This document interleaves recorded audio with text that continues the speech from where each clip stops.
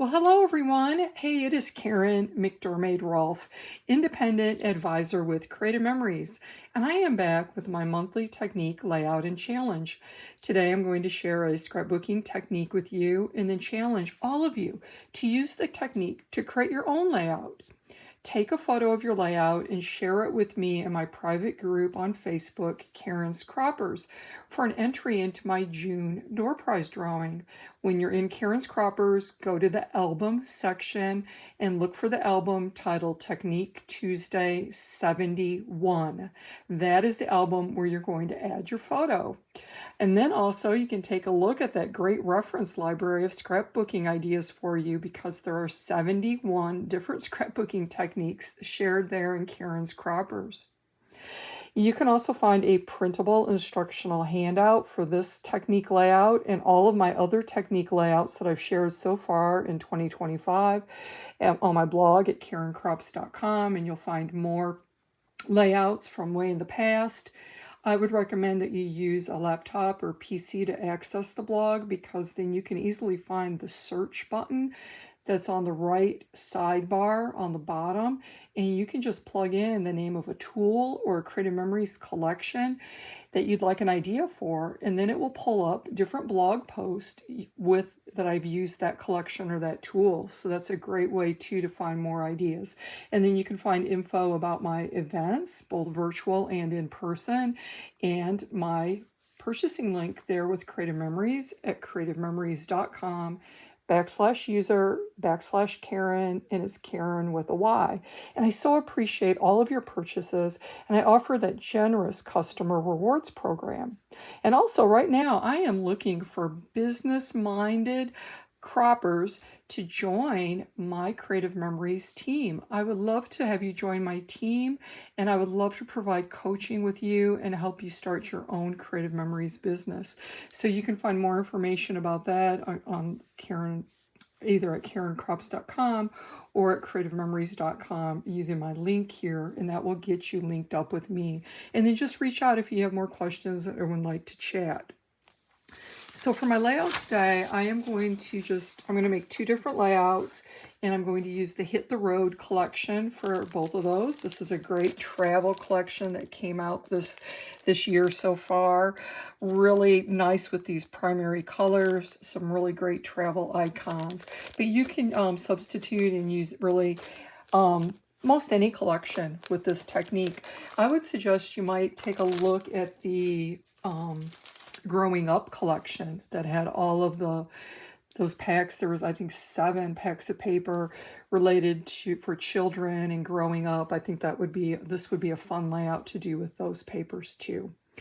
And I'm also going to feature something that we don't use very often, and I know that I don't use them, and I'm not sure about you, but it's the rectangle cutting patterns. Okay, so the last 2 techniques that I've shared for the past 2 months, we had focused on using the shape punches. So I wanted to change gears, and let's do a technique using the custom cutting system.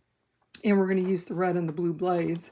And also it's kind of timely of using this custom cutting system, because right now my scrappy friends Melissa Allman and Crystal Mate and you guys might know that we are all designers on the Creative Memories design team, and we make layouts that are featured on the Creative Memories blog and that Creative Memories uses for their marketing materials.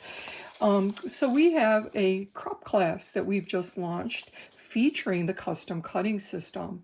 So when you sign up for crop class, you're going to get 6 very unique ideas of using the custom cutting system. And for our classes, we used all of the cutting patterns that we have currently available: the rectangles, the circles, the ovals, the gemstones, and the jumbo circle. And they're, like I said, they're unique ideas, things that you might not have seen anywhere else. And we're offering some prizes too if you complete your layouts quickly. And it's a self-paced course, so it's not an event, it's just a course. So when you register and sign up, you'll get access to the private Facebook group where we have the instructional videos and instructional handouts housed. So you'll have access to those materials to work through them at your leisure. and that they'll be available to you indefinitely. There'll be no deadline on using those. And then also there in the group, you'll see layouts. You'll see our layouts that we made. We each made 2 layouts featuring each of our designs. So we've got a nice selection there of Creative Memories collections that we used. And then you'll also see the photographs of the layouts made by other participants. So again, you can get more ideas from each other too. So that is Crop Class Custom Cutting System Edition, okay? And you can register for that by going to the Creative Chatterbox website, creativechatterbox.com. And then I'll also put the link here in the description below this video where you can get info about that crop class and to register. So just look in the description here of this video for crop class. Okay, so I selected a few of the papers. I'm going to use this green sheet here. It's kind of tonal, but it has a light design as my background. And then I'm going to cut the shapes from these 3 papers, specifically maybe the back sides, okay? So I would use the gold side, the blue, and the red side. And I've got a little bit of a head start, so my videos are not super long. But again, I used all 3 of the rectangle patterns. And we're going to cut 1 piece. So from each sheet of paper that we're using, okay, we're going to cut 1 of each of the patterns, okay? So I've already gotten a head start by cutting the square and the largest rectangle. So now I need to cut the smallest rectangle out of the red. So I'll have 1 of each size from the red. And what I did, you know, I'm thinking I'm going to use it on the red side, but I was looking at the direction of the pattern. It is directional, even though it's tonal. And then on the back side, it has this piece. So I was kind of cutting from the back, thinking I would try to preserve this upper portion of this paper that I could use for a different layout. So I was cutting down below. So that's why I was holding it from, or showing it on the back side. So I'm going to take the cutting pattern now. We're going to create some hollow shapes, or we're going to cut some hollow shapes, I should say. And I'm going to place this here close to the edge of my paper to conserve. And when you're cutting hollow shapes, the thing to remember is to cut with the blade that cuts the furthest away from the pattern first, okay? Whether you're using the outside edge or the inside edge, you're going to use the blade that cuts the furthest away. So in this case, it's the blue blade. And for all of these shapes that I've used today, I've used the inside edge, okay? On all 3 of the shapes, I use the inside edge, okay? So we're going to cut with the blue blade first on that inside edge. And another important thing to remember is to make sure that both of those prongs are in the cutting groove before you start cutting, and that way you won't tear your paper. We're going to save these little pieces, and I'm going to use these for a second layout. Then we're going to cut with the blade that cuts closer to the pattern next, whether it be the green blade or the red blade. And oops, look at what I did. I was talking and not looking closely. I did not have both of the prongs in the pattern. So when I started to cut, it tore the paper instead of cutting the paper. So let me see if I'll be able to fix that, trim it up and fix it, or if I'm just going to have to cut another piece. And it is too ragged to fix. I'm going to have to cut another one. So that was kind of unfortunate there. So let me just scoot it up and do it again. Again, doing the blue blade first. So it's going to cut the furthest away. And it'll cut the furthest away whether you're on that inside edge or the outside edge. And now I'm making sure that both of those prongs of the red blade are in that inside groove, and I'm going to cut that. There we go. So now I've got those 2, and I'm going to set those aside. So now I have 1 of each of the patterns from this paper, and I'm done with that paper. I'm also using this paper here. It has the blue pattern on the back. I'm thinking I might use some of this pattern. I'm kind of liking how that pattern looks. It's a small, kind of tight pattern. So I think it's going to work. So I'm going to cut on this pattern side, and I was thinking of the paper that I'm going to have left over. Okay, and how I might use that. So did I want to cut horizontally across the paper, or did I want to cut vertically? And I'm kind of thinking, since this has a horizontal pattern, when I use it, I might use it vertical pieces. So I was preserving that 12-inch edge vertically, but you could have preserved it going horizontally. So I'm going to place my pattern here now. Again, cutting, so I'm preserving that 12-inch line there. And I'm going to cut using the blue blade first. Both prongs are in, and I'm on that inside edge. And now I'm going to do with the red. So often, when I'm scrapbooking, I'm focused on the page I'm making, but I'm also thinking, what am I doing with this beautiful paper, and what kind of scraps and pieces will I have left afterwards that I'll have the most utility from. So that's why I kind of like to think, I'm looking at the pattern. If it's directional, I'm thinking of the leftover pieces I'll have and how I'll use that. So from this one, you can see I have one of each of those 3 patterns now. So one of each of those shapes.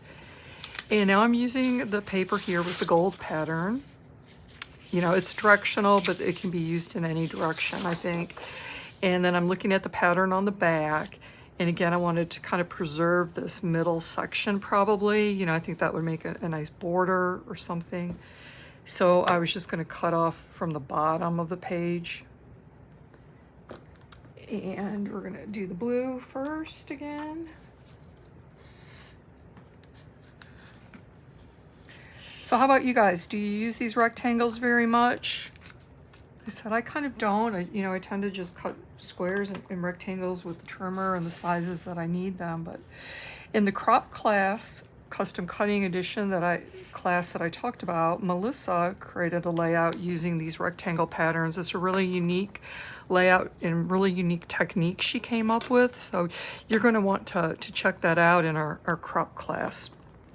Okay, so now I have this paper left over, and I've cut one of each of the patterns. So let's get my paper that's going to be the background. And I'm going to use right now the hollow pieces, and I'm going to save the solid pieces, and we're going to make a second page out of the solid pieces to conserve and use up all of our papers. So that's going to be really nice. We're not going to have leftovers. And I was kind of debating, like I said, I could use this one on the blue side or the license plate side. And I kind of think the license plate side is interesting. So I think I might do that. I might still use one on the blue side, but I have all these pieces. And what we want to do, I was thinking that I would use vertically oriented photos, that are going up and down. That seems to be what I take the most often on my cell phone. So I'm going to want my pattern also running vertically. So I kind of want it to look like it's running, it's starting well below the page, and then it's running off the page. So I'm going to have some overhang on the top and the bottom as it's going vertically. Okay. Now, if I were using horizontal photos and building the layout around horizontal photos, I would have the pattern going horizontally and running off of the sides instead. So with horizontal photos, the pattern would be going, horizontal, and with the vertical photos, the pattern's going to be going vertically. So let's just kind of start laying out some of these hollow shapes into some different patterns and see what we can do. You guys know me, I like to kind of lay out things first, scooch them around if I need to, before I start adhering.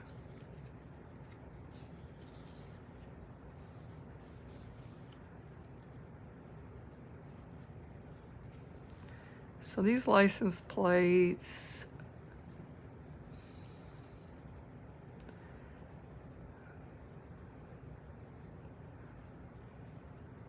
let's see. I'm just trying to, I kind of had a pattern in mind. I wanted to to play with the idea first before I got on camera.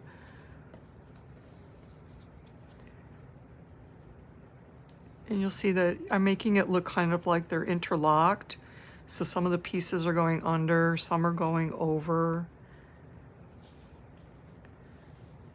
Since I'm trying to spread out the color a little bit too.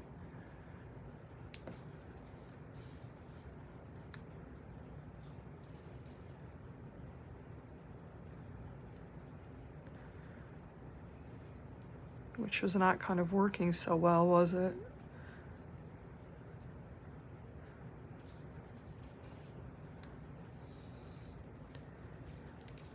I'm ending up with my colors bunched together. So I'm just going to play around a little bit here.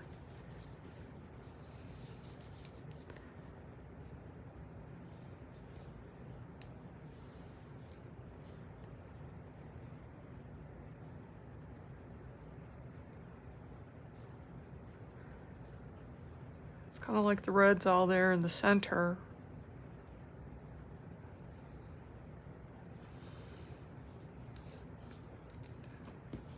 Let's see if that helps any by switching those out. I guess that breaks it up a little bit.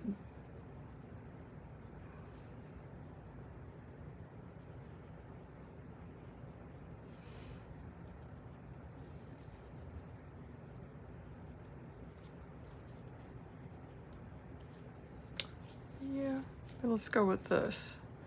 I think I wanted those bottom pieces to overhang a little bit. So you can see that I kind of built it so it's overhanging the top and the bottom. And I've kind of have them placed out a little bit.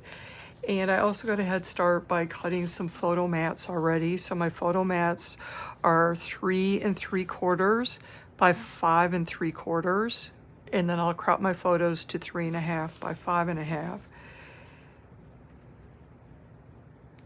So let's see, I was thinking the photos might be a little bit staggered, one higher than the other.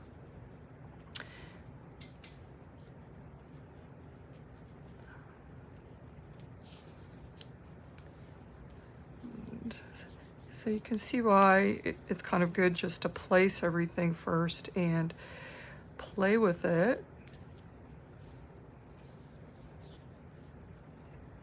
So you can tinker space. Let's pull this out a little bit. Let me pull that out a little bit. I really like the brightness of that the yellow offers. And I think I might put that up here.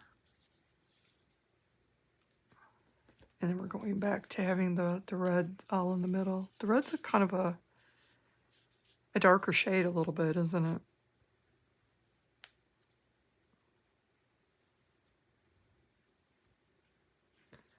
So I think this is really pretty good here. Kind of liking that. It looks like we have a little bit of movement. It's kind of dynamic. I think these shapes play well with a road trip kind of theme.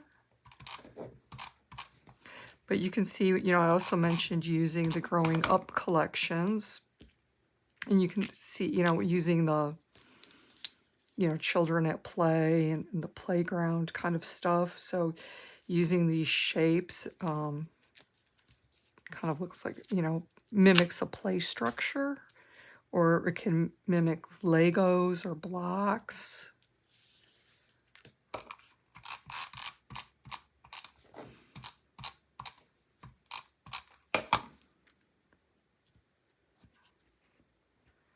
So what's a little tricky now is trying to adhere everything down without losing what I did. And I'm trying to adhere the pieces straight also. It might be easier if I take off the, let me do that, take off the photos. And I'm also using the repositional adhesive in case I need to move the pieces a little bit.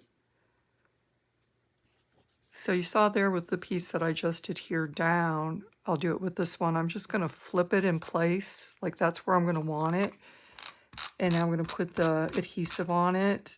And then when I flip it back, hopefully it'll be more or less, you know, in the same spot where I wanted it. And I'm only lightly touching these pieces in case, again, I need to pull them up and move them a little bit. They'll be a little bit easier to move if I don't give them a good press.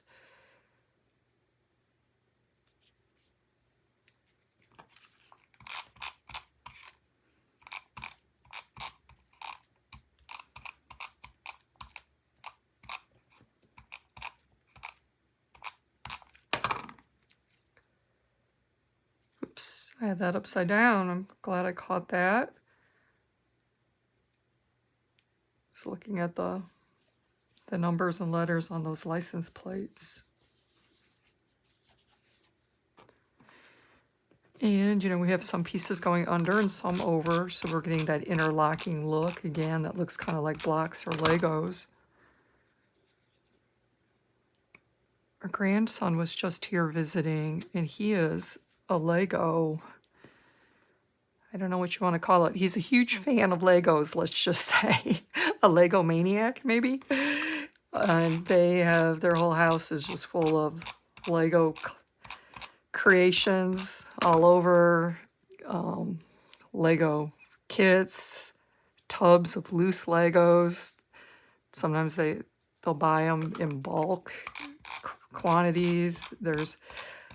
I didn't realize this, my husband and I, that there are Lego resale shops.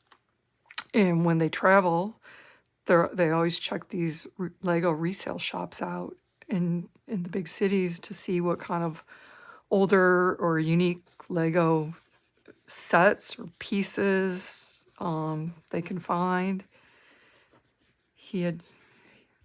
On their way down to visit us, they had stopped in one, and he had bought a little kit that made a little golf cart. And I guess he's into making safes that kind of interlocking pieces, and then the safes actually lock, and there's pieces that move, and you need to move these pieces to unlock and open your safe. So I thought that was pretty interesting. Okay, so now I have to figure out how I had my photo mats. I think I had one about there. And again, just lightly placing them on right now in case I need to move them.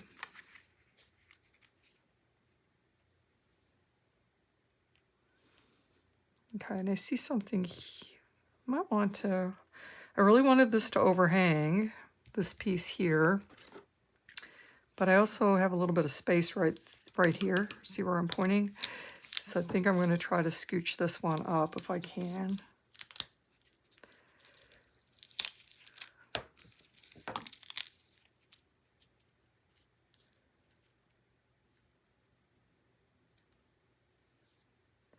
Yeah, I think I like that better. It fills up the space a little bit. I'm going to have this yellow piece will overhang. The unfortunate thing with the repositional tape, you know, when you pull it up off of the designer paper like this, sometimes it brings off the color of the paper too. So that's a little bit frustrating, and that's one reason, again, that I like just to lay it on lightly so it's easier to move, and hopefully it would take off less of the color if you have to move it. Now I'm seeing a spot here where it has a little buckle. I just wanted it to lay flatter and nicer. Same with it all in here. Often when you use the multi-purpose tool and you'll put it underneath the paper, it'll bend it a little bit when you pry it up. And then when you go to lay it down, it's not quite laying flat again. So you need to put a little extra adhesive on it. So I think all of these pieces look pretty good. What do you think? I'm going to take my all-purpose scissors now, and I'm going to cut off that overhang. that'll leave us with a few more pieces, won't it? Maybe we'll find a spot to put those partial pieces that I just cut off. Let's see if there's anywhere. Blue. Be good to have more blue here, wouldn't it?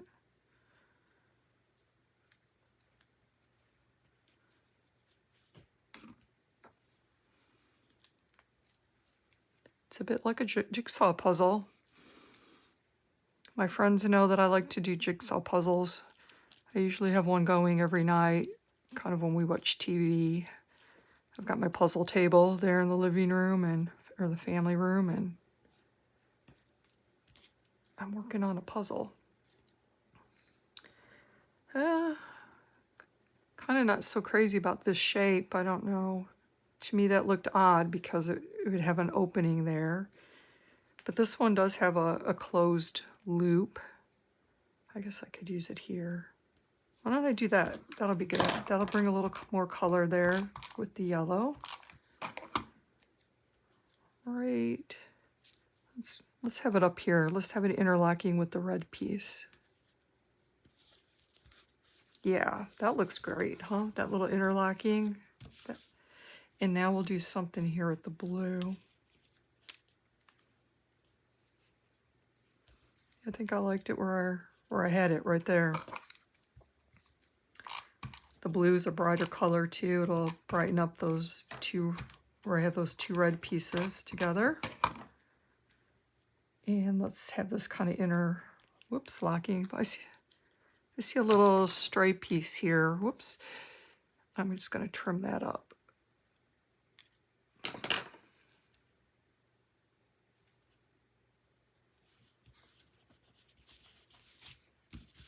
There we go. Isn't that fun? Now, what I thought as far as embellishing, I could take some of the stickers or embellishments.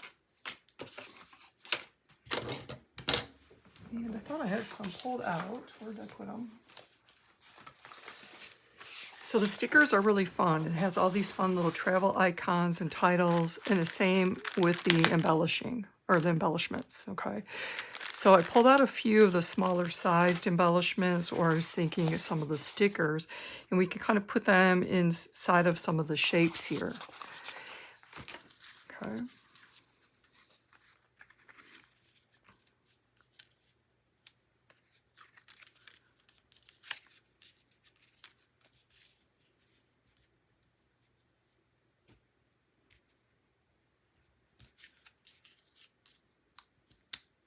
I think what I'm going to do is I'm going to pause the video for a second. I'm going to play around with my stickers and embellishments, find a good placement for these, and I'll be right back and show you guys what I did. Alrighty, everybody, I am back. I've been playing with my layout. I've been adding a few embellishments and stickers. So let me just finish that up and talk about here what I've done. Right now I'm using the anti-stick powder tool to take off the stickiness behind the sticker so I can turn it into an embellishment and use some foam squares on the back of it.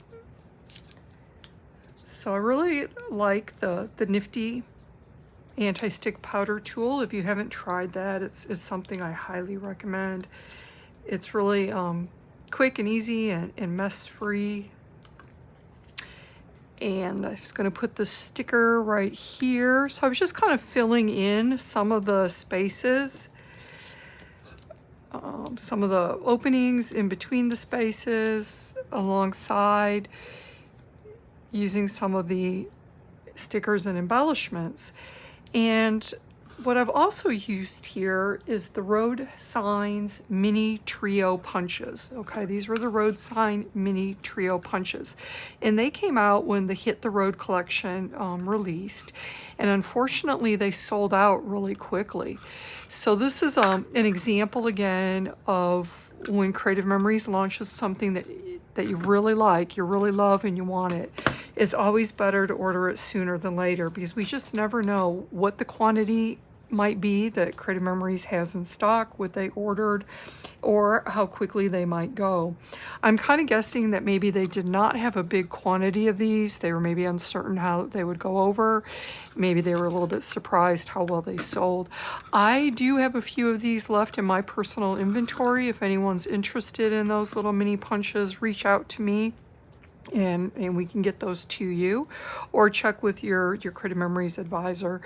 But what I used these little mini punches to do is to fill in some of the space and to add some brightness to the layout. I thought it was kind of dark here with this dark green background, so I did make a few changes. If you were really attentive, you might have noticed that originally I had the mats of the photos, I used black cardstock.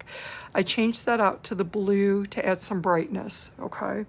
And then I punched these little pieces out of white to bring in some more white, again, to add the brightness. In the road signs, I used some of our old goldenrod cardstock, again, with the white in the center to bring the white and the brightness. And then, of course, I've used the foam squares on the embellishments and the stickers I used, and then on these little road signs, again, to add some dimensions. So I thought that came together really nicely, really cute. Got a lot of movement going on. It's very dynamic. I think the shapes play really well with the road theme, the travel theme. Now, what I also did is I took those pieces when we were cutting out the hollow shapes. We had the solid shapes, remember? And so I took those solid shapes and I put them on a layout here, and I oriented this one going horizontally. You remember this one's oriented vertically and kind of running off of the page vertically. Now this one's kind of running off the page horizontally, and I have horizontal photos. I did use those black mats here for the photos because I used the bright white cardstock as the background. I love, love, love this on the bright white. If I had to do it all over again, I'd probably put this on the bright white too. I don't know, it looks really nice with the green, kind of looking at it now. I think adding the little white pieces helped to brighten it up. But if you're using the top loading pages, the top loading sleeve single pocket pages from Creative Memories, each one of those comes with a bright white cardstock insert. So you can scrapbook directly on that insert to make your pages. You can use that insert, cut it apart, use it as mats or for punching. Or some people just like to keep it in there for stability, and you'll put your scrapbook pages on either side of that insert, and that will give you more stability in those top loading pages. So anyway, I kind of did a similar arrangement of the rectangle shapes. I used some of the little epoxy stickers that are part of the embellishment pack. So these came in with the embellishments for Hit the Road, and you can see the bright shiny black really added some nice touch to this layout. And then of course some embellishments and a couple more little punch pieces to finish that out. So no wasted pieces there. So we've used both the hollow shapes and the solid shapes. Oops, here's one I forgot to put down. I think it goes right there. Let me get a foam square on it. So I talked about the crop class that I'm offering with my friends Melissa and Chrislyn. That's available right now. You'll get more great ideas for using the custom cutting system. So I highly recommend that. Look in the description below this video for the registration link. And also what I have coming up is my own summer layout challenge. So this is the 4th year for summer layout challenge. I'm running that in Facebook at Karen's Croppers and my private group. So you'll want to join my private group in Karen's Croppers to participate. And what I'll do is each week I'm going to share 2 older project recipe layouts. There'll be printable handouts that you can print. And then you have the challenge of using those 2 project recipes to create finished layouts. Now for this challenge, the layouts need to be finished. That means photos, journaling, when when it applies, and ready to go in your album with page protector. So totally done, because I want you guys to get finished layouts this summer. So the challenge will help you to stay scrapping over the summer. I'm going to share some of those older project recipes that you might not have seen, you might not have, you might not have saved. So we get to reorient with those. You can use any materials. They do not need to be Creative Memories. Ideally they would, but they don't need to be, so you can use any materials. And then I have a handout there in Karen's Croppers. When you go to Karen's Croppers, go to the guides section, go to guides. The first post in guides, guide 1, will have that printable handout that's got all of the info about the summer layout challenge, and it also has a little check sheet so you can check. And then everyone that completes all 20 of the layouts during the summer will be entered into a grand prize drawing for a $100 shopping spree with me. So wouldn't that be awesome? You'll be able to use up a bunch of your stash by doing these layouts. You can use, although the project recipes were designed, to go with a certain collection, you can use any collection with those project recipes. They're really versatile.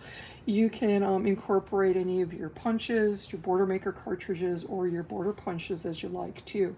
And then you're going to share your finished layouts with me in Karen's Croppers in the album section. There'll be an album each week for your layouts. They need to be in that album. That's how I know that you got them completed. That's how you're going to get into my drawing, okay? And then we're going to be able to see all the layouts that everyone shares and gets lots of great ideas for how to adapt these layouts. So join me for the Summer Layout Challenge, and also please check out that crop class that I mentioned. And do my monthly layout challenge with this layout right here, okay? So this is for my June door prize drawing. You can get the printable handout at karencrops.com. Right here, I'll put the link here in the description of the video here on YouTube. And if you haven't yet subscribed to my YouTube channel, I would sure appreciate if you take a second and do that also. And you'll receive a notification every time I add a new video. All right, everybody, I hope your summer is off to a great start. We're going to have a lot of fun with that summer layout challenge. We're going to have fun this month with this layout challenge. And I cannot wait to see what you create. All right, bye-bye, everyone.